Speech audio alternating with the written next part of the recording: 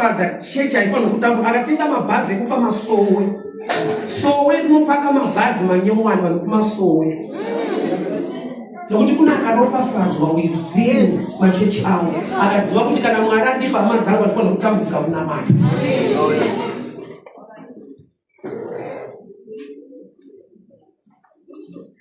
Kana ukataura zvaunofunga izvi ndo zvaari kuita anoti Mwari anoti kudii nazvo unofunga kuti Mwari anoti kudii kana achiona munhu ane mwoyo nokuti vanhu vanamati vakasununguka oti bati asi Mwari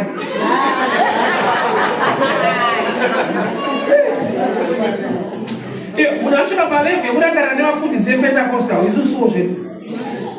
iye akandisvitsawo reading 26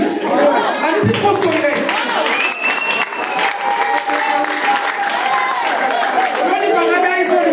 apostori iwe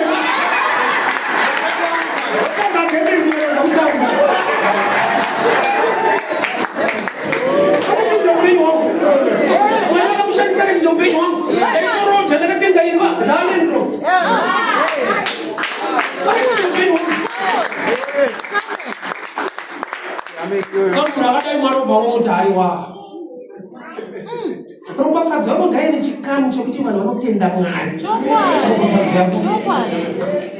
kwete vanhu vanodemba kuti akomana Mwari vatiparira